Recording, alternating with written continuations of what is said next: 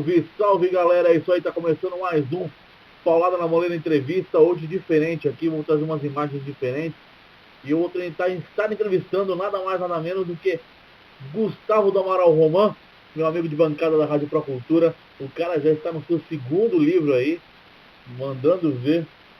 Boa noite, Gustavo Roman. Bom, boa noite, César. Boa noite a todo mundo que está prestigiando aí o Paulada na Moleira. E obrigado pelo convite, sempre um prazer falar com a amigo. Ô Roman, vamos só resgatar um pouco da sua história aqui.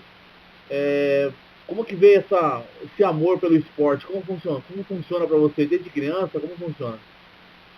Não, eu sempre fui aficionado por esporte em geral e futebol em particular. Basta dizer que desde a Copa de 86 eu assisti todos os jogos da Copa do Mundo, enfim, pedia para faltar inglês, aquelas coisas de adolescente, né? E até recentemente a minha mãe descobriu o que eu fazia na nossa época, né? Eu não tinha TV por assinatura, né? Então os jogos de, por exemplo, quarta-feira à noite, que começava às 9h30 da noite, não passavam na televisão, então eram transmitidos só no rádio.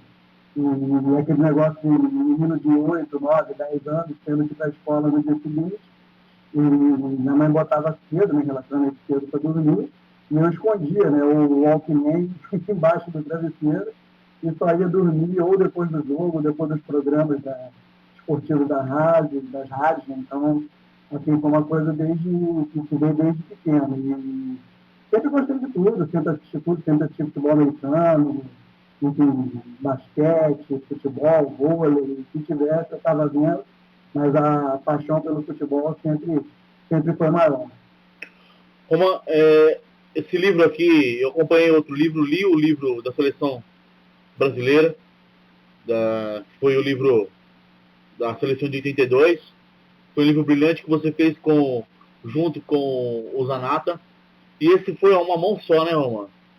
Foi diferente? Antes de a gente entrar no assunto direto, fazer sozinho foi diferente?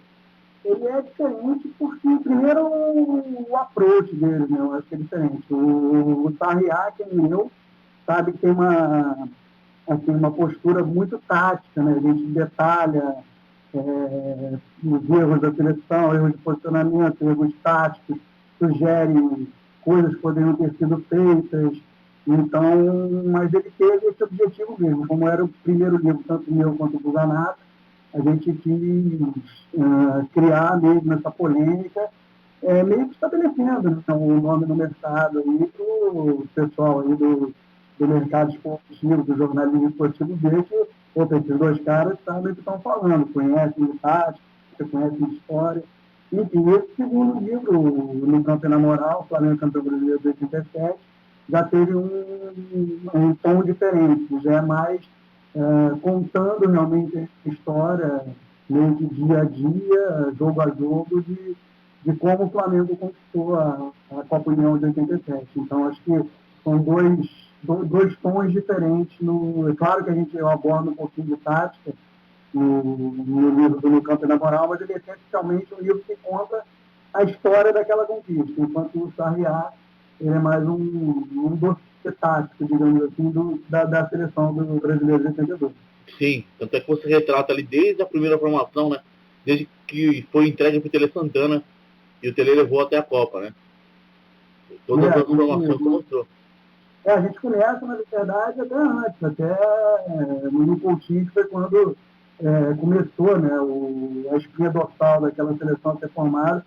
No Brasil, 6, Paraguai 0 de 79, em que 6 jogadores que seriam titulares depois na Copa do Mundo já estavam em campo naquela partida. Então a gente começa um pouquinho antes até. Sim.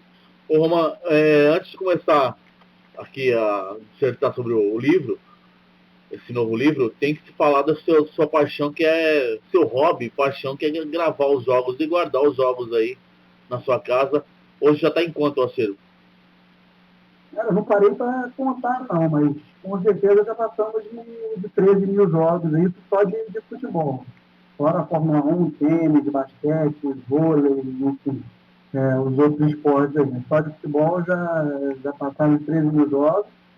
E eu tenho muito a agradecer essa loucura, esse hobby maluco que eu fui inventar, porque se não fosse isso, eu não teria conhecido o Mauro Beck e não teria voltado ao jornalismo esportivo, que, aliás, finalmente me formo no meio do ano que vem.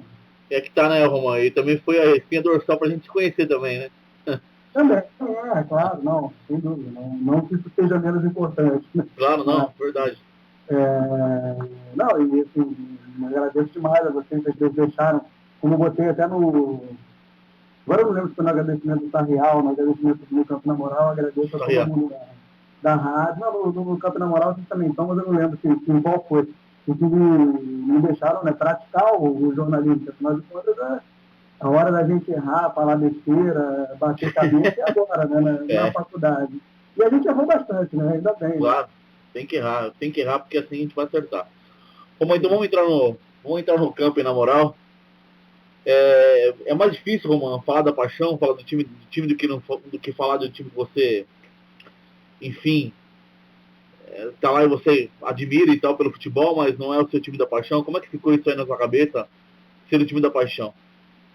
Era uma preocupação que eu tinha antes do livro, até eu conversando com o Vitor Sérgio, hoje o comentarista da TV Esporte Interativo, que aliás é quem vai escrever comigo o próximo livro, vai ser lançado em julho, que são os 30 maiores jogos da história do Flamengo.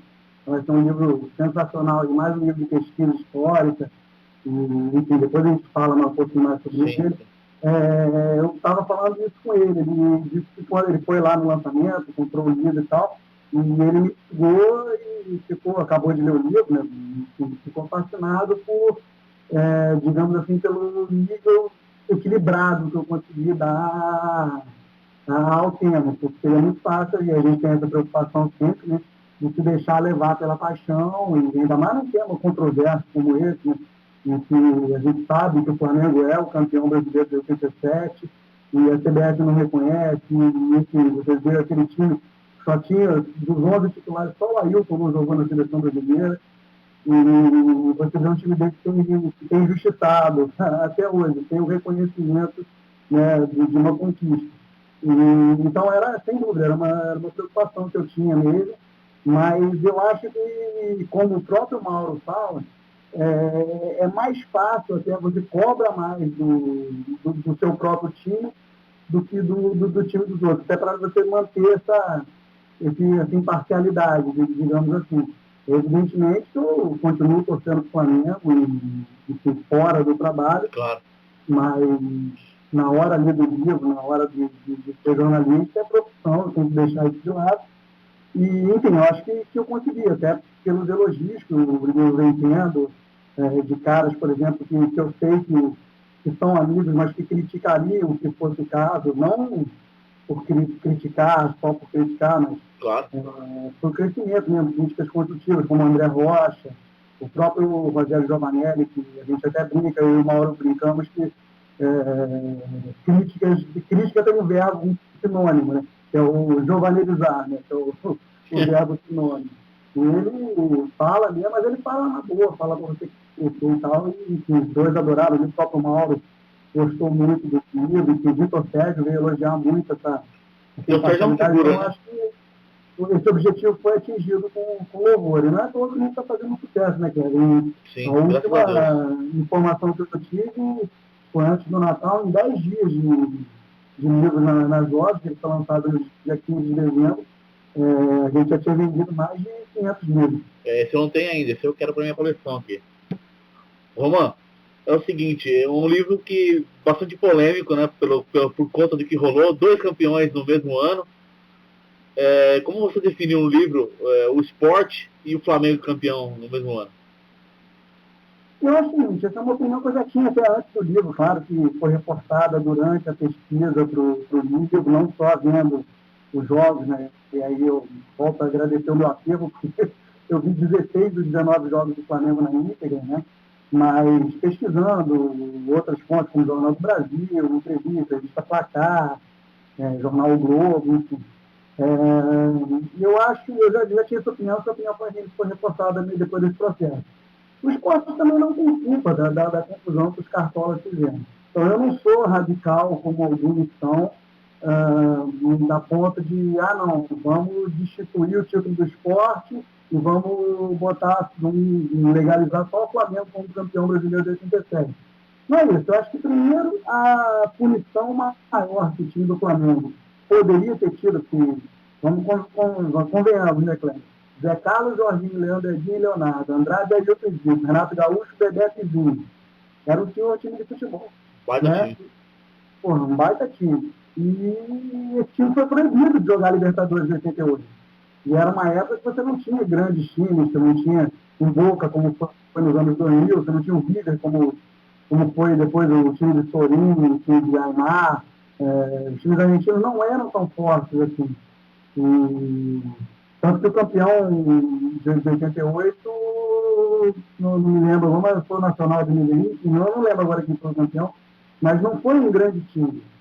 Desculpa, foi o Nacional do Uruguai, que não era um grande time. Eu lembro que final não era um baita time. Então era possível, plenamente possível, com mais alguns esforços, o Flamengo conquistar a Libertadores, disputar o título mundial de novo, no caso seria contra o PSV, que tinha acabado de conquistar o Romário, né?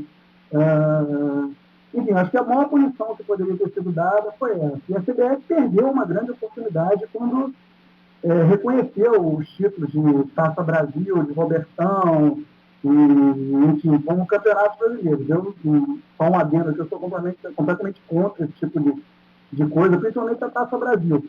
A Taça Brasil, para mim, os vencedores da Taça Brasil tinham que ser reconhecidos como campeões da Copa do Brasil, porque era uma competição jogada por campeão estadual, né, em forma de mata-mata, como é a Copa do Brasil, ou pelo menos era, né, na sua criação, a Copa do Brasil. Então, esses vencedores da Taça Brasil, acho que deveriam ser reconhecidos como campeões da Copa do Brasil. E já o Robertão, tudo bem, eles eram um campeonato de 20 times, já poderiam ser considerados como campeões brasileiros mesmo.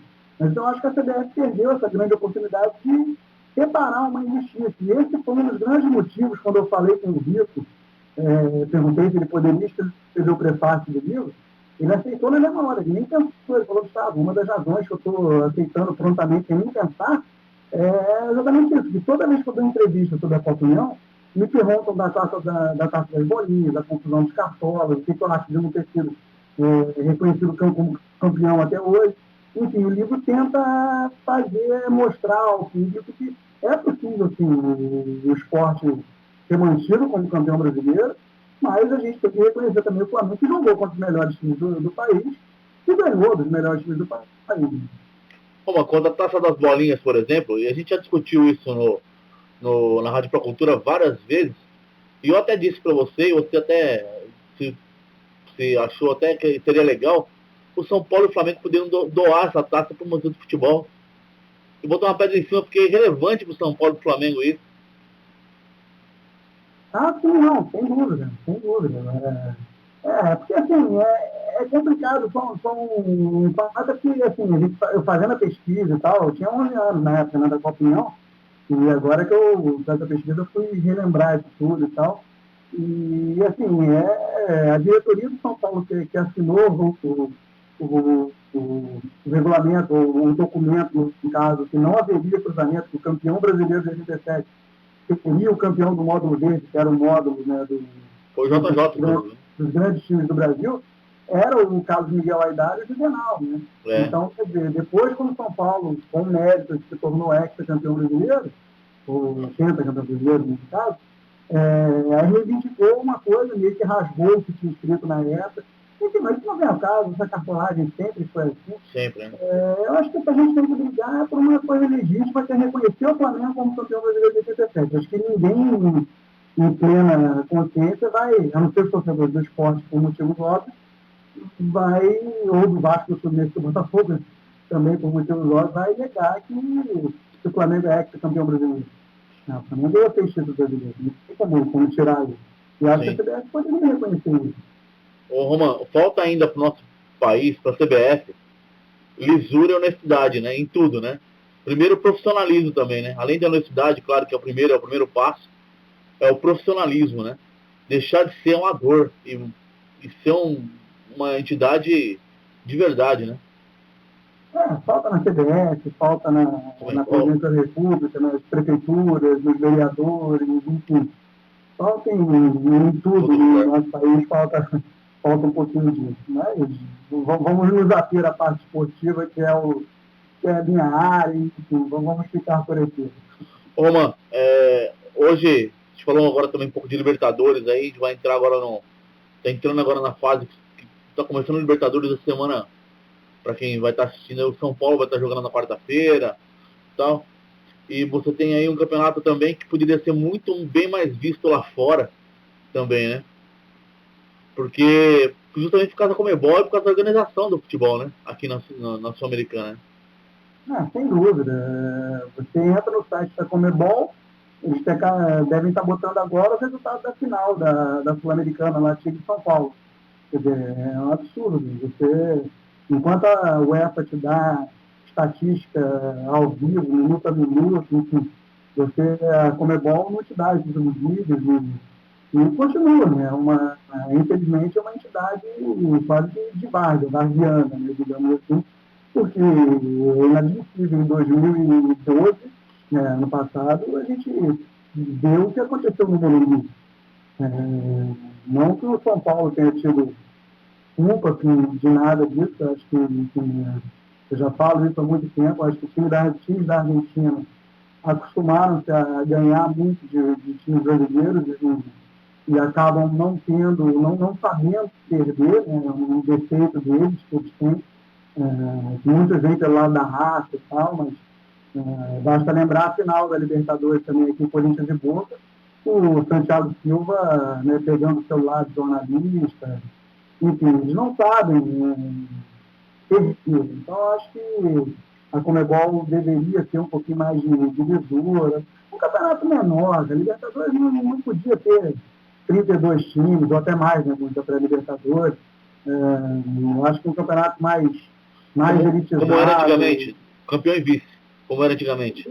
Como era antigamente. Eu talvez só discorde da fórmula de antigamente, porque eram. Você fazia eram campeões e vice de cada país, né, juntando 20 times, né? E 5 grupos de 4 e só passava o primeiro, quer dizer, realmente era uma coisa louca, né? Para ser campeão da Libertadores tinha que ser bom mesmo. Mas, assim, eu não sei, é como estadual, como a gente tem carioca com 16 times, paulista com 20, sei lá, gaúcho com 45. Absurdo. Você vê, os times vão ter pré-temporada, o próprio São Paulo vai dar 10 dias, né, durante a Copa das Confederações, na parada da Copa das Confederações, porque teve que se preparar para a Libertadores. Enfim, eu acho que eu não devia rever isso tudo, e dar 30 dias de férias certinho, dar 30 dias de pré-temporada, dá mais uma semana, ou 2, ou 15 dias, enfim, para os clubes fazerem amistosos, se prepararem. Você ia valorizar o seu produto, ter times mais bem preparados, menos lesões, enfim, mas isso aí eu acho que é meio utópico, é meio a gente sonhar, porque infelizmente nunca vai acontecer. A cartolagem que mais destrói o futebol brasileiro hoje? Sem dúvida nenhuma. Não só hoje, como sempre. Né? Vem isso aí. Talvez seja uma escola nova de cartola, mas com os velhos vícios de sempre. Né? A famosa lei de Gerson, enfim. E a gente tem outras coisas que contribuem para isso. Por exemplo, o futebol é um esporte que está... Eu acho que eu cheguei a falar isso na Rádio Sua Cultura também. Está ficando chato, cara. Vai chegar a um ponto daqui a 1, 2 anos que o jogador vai marcar um gol no time adversário e vai ter que ir na torcida adversária e pedir desculpa para não ser punido pelo STJD. Olha, desculpa, não queria fazer gol em vocês, vocês me perdoem. Enfim, eu acho que está ficando muito chato. Não tem mais aquelas coisas aquelas reações espontâneas, né? Piola, Paulo Nunes. Imagina se o Garrincha joga hoje. O Garrincha dribla o time todo, volta e dribla mais 5, vai ser punido por quantos jogos, quantos meses, por estar desrespeitando o adversário. Ia falar que ele está fazendo firula, que ele é cai. Pois sabe? Em vez de eles se preocuparem com coisas que tem que se preocupar, que é um critério único para arbitragem no Brasil, que a gente sabe, o Brasil é um país imenso, é difícil, claro que é difícil, mas trabalhar num critério único de arbitragem, dar estrutura, dar ajuda para o futebol feminino, que sempre brigou por medalha Olimpíada em Mundial e sem apoio nenhum. Enfim, tem uma série de coisas que a gente podia estar fazendo e não, a gente tem que estar aturando esses bons e velhos cartolas aí de sempre. E mesmo dividir o bolo de uma maneira mais justa pro futebol brasileiro, né, Roma? Tanto pro time do Sudeste, do Sul, pro time do Nordeste. Quer dizer, mas aí eu já acho que é complicado, cara, porque assim, não tem jeito, o Flamengo e Corinthians são os times que mais dão ibope. Então, eu acho que é justo, né? Não porque eu sou Flamengo, não é nada de que eu estou botando o Corinthians no mesmo barco. Mas eu acho que é justo, se eles são os que dão mais ibope, enfim, são os que têm que receber mais dinheiro mesmo, de televisão e tal. Mas talvez essa disparidade poderia ser um pouco menor. É, Né? que eu Não digo. precisa dar 50 milhões, não tem nem seu caso, mas enfim, dar 50 milhões para o Flamengo e dar 3 mil para a Portuguesa, por exemplo. A gente podia dividir isso aí um pouquinho mais e achar, mas quanto a esse critério que a televisão usa, eu sou obrigado a concordar com ele. Né? Eu acho que é isso aí. Quem dá mais de bote. Virar mais grana pra eles, né? Lógico. Pois é, exatamente. Afinal de contas, você passa um jogo do Flamengo ou do Corinthians, você passa um jogo, sei lá, com todo respeito ao Botafogo, não vai dar mesmo, gente. Roma, vamos falar um pouquinho de internet. A internet foi um grande passo para você, para mim, pra gente aparecer na mídia, né? Foi um grande estupim para nós dois aí. Como foi para você? Você agradece hoje a internet aí? Como é para você? Não, sem dúvida. Inclusive, eu até conversei com o Mauro sobre isso, que quando eu entrei na faculdade em 95, na primeira faculdade que eu cursei, que eu me matriculei, foi jornalismo, justamente para fazer jornalismo esportivo. Mas, como ainda a internet ela não estava desenvolvida no Brasil, só alguns tinham, enfim, não lembro se era exatamente essa data. Eu sei que eu botei internet em 97. Foi Mas, tosqueiro, era bem tosco a internet na época. exatamente. Então a gente não tinha essa oportunidade de ter contato. Quando eu ia sonhar em conhecer Mauro Betti, Léo Carmona, André Rocha, Rafael Rezende. Dazzler. Hã? Menino Dazzler. Pois é, Dazzler, enfim. Então, essa eu falo isso até hoje para todo mundo, para o pessoal da minha turma na faculdade, o pessoal não acredita, né? O pessoal tudo mais novo, eu estou bem mais novo. Eu falo, olha, eu parei a faculdade em 95 muito por isso, porque eu não tinha perspectiva, não tinha contato, não tinha nada para fazer educação física para ganhar dinheiro da minha 8 anos. Então, assim, a internet me proporcionou, né, a volta ao jornalismo, Mauro me conhecer, me convidar para ir no Chico da FBS e, enfim, tem meus dois blogs, hoje são 3, já comecei um outro novo, falando de outros esportes que não o futebol. Enfim, a internet é fundamental hoje em dia para qualquer um que queira ter o trabalho reconhecido ou pretenda ser jornalista. Tirando um sarro do nosso amigo cabeludo agora também, eu digo assim, né? A gente teve a ousadia de conhecer o pai do cara, né? Pois é, mas o Mauro é um caso à parte. Né? Sensacional, nem fala. Pessoa fantástica. Ele não tem palavras para agradecer o que ele fez para mim. Enfim, acho que foi até isso que eu botei na dedicatória dele, desse livro do Flamengo, foi que eu não tinha palavras, apesar de trabalhar com ela, para agradecer tudo que ele fez para mim, todo o carinho que ele teve por mim hoje e sempre. Né? Então, assim, foi mais ou menos o que eu disse para ele. E é verdade, né? Não foi demagogia, não foi puxa-saquismo, não foi nada disso. A gente, você que sabe da minha história, sabe melhor que ninguém que o que ele fez, acho que só um pai faria por enfim. Não, o que ele faz pela gente. Então, o que ele faz pela gente, né, Romano? Não tem onde medir, né?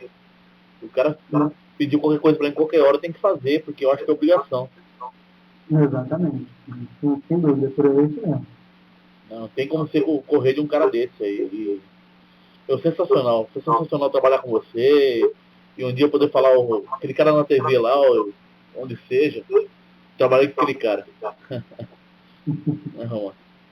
Bastante bacana isso. Bom, mas vamos entrar na parte final aí da nossa entrevista. Porque tá dando umas trincas na internet aí. Vou fazer o seguinte. Como é que foi então, só para finalizar o livro do Flamengo, Você tem intenção de vir para São Paulo? Tem alguma coisa aqui para se apresentar aqui ainda? Para a galera aqui de São Paulo te ver também? Então, eu estive aí, né, em dezembro, divulgando o livro, né?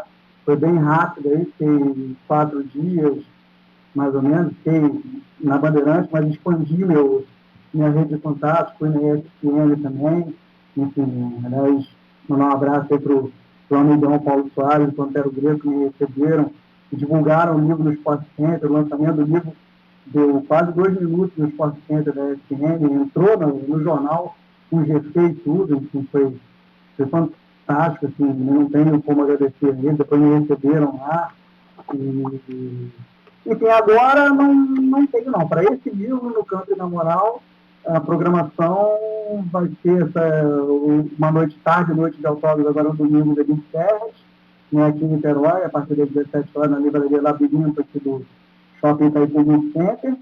E estamos negociando uma noite de autógrafos em Brasília e uma noite de autógrafos em Joinville, provavelmente. Mas tem algumas surpresas aí que estão para acontecer aí, mais 2 livros nesse ano aí, e muito provavelmente estaremos aí em São Paulo juntos aí, porque o primeiro, o pessoal que me acompanha em redes sociais já sabe qual é, né? Eu fui convidado para escrever os 30 maiores jogos da história do Flamengo, uma coleção da editora Ventura, né? E eu estou escrevendo junto com o Vitor Sérgio Rodrigues, que é comentarista da TV Esporte Interativo. Aliás, o Gilmar ficou maluco, né? É verdade, eu ia perguntar isso. O Gilmar adora ele. O Gilmar ficou maluco. Falou 2 mitos escrevendo ali. Eu falei, que isso, Gilmar? Menos. Mas, enfim, a gente já começou, já dividiu, e olha, foi duro, cara. Escolher 30 jogos só na história do Flamengo. A história de qualquer clube seria duro, né? Mas escolher só 30 jogos na história foi complicado. Mas já passamos por essa fase, que eu acho que foi a mais difícil. O negócio está sendo super prazeroso, escrever, é mais um documento histórico, né? Na mesma pegada do livro da Seleção Brasileira? Com tática e tudo mais? Ele é o seguinte, ele vai, por exemplo, vamos pegar um jogo que eu já escrevi, que foi o Flamengo e Vasco, a final de 78, gol do Rondinelli. Ele vai falar brevemente sobre a situação do campeonato, como é que estava, o que linkava aquele jogo, depois descreve como é que foi o jogo, né, mais ou menos no estilo do Campo na Moral, e depois tem a ficha técnica do jogo, as curiosidades, enfim, basicamente é isso. É bem sucinto, mais ou menos 5 páginas por jogo, um livro de mais ou menos 150 páginas, eu fiquei responsável por escrever 15, e o Vitor por escrever 15. E a grande surpresa aí no final do ano aí é que, muito provavelmente, estaremos lançando aí alguma coisa em relação ao Esporte Clube Corinthians Paulista.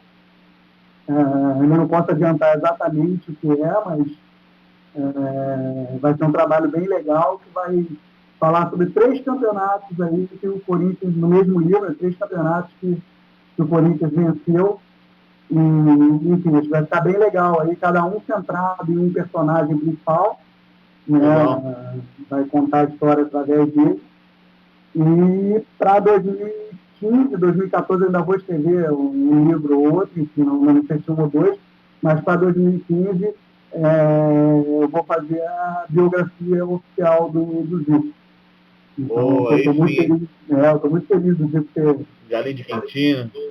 Ter aceitado nessa minha proposta de contar a história dele.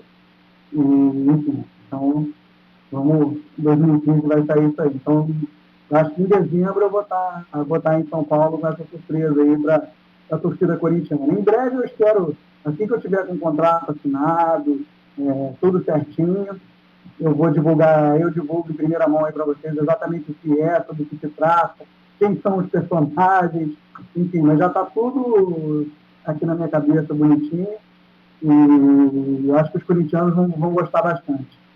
Ô Romano, se a gente armasse aqui em Guarulhos, uma próxima vez que você vier, uma palestra para a molecada jornalista, você faria?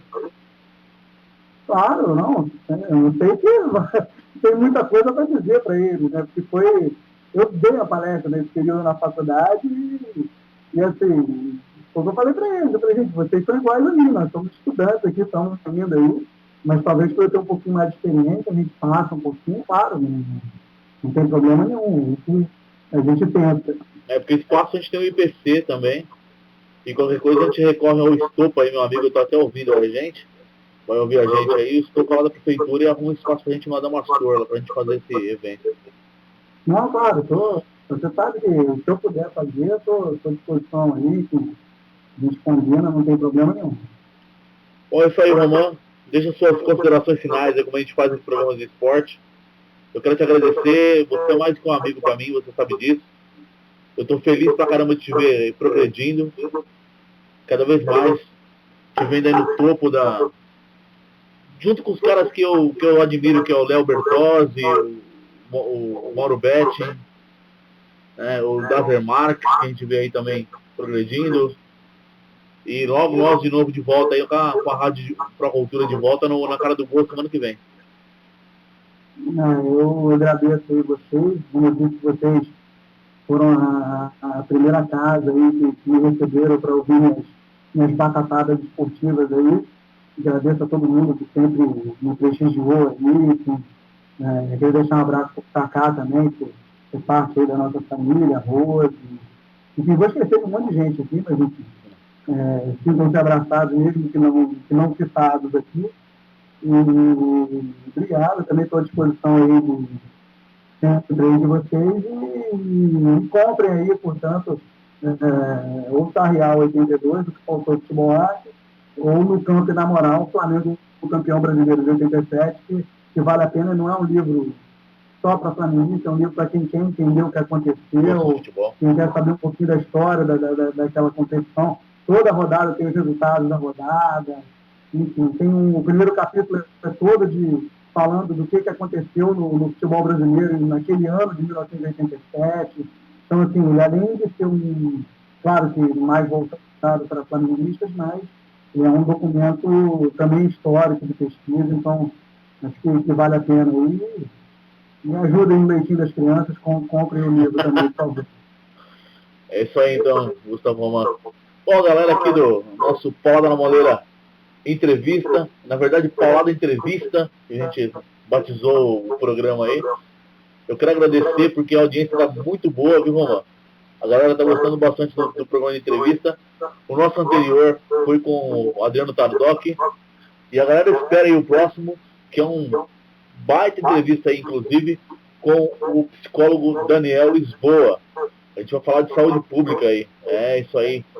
Coisa aí pesada a gente vai falar. Pesada, mas você vai ver como é o tema pesado. Valeu? Fique com Deus aí. Então até a próxima. Valeu, Gustavo Romano. Eu fui.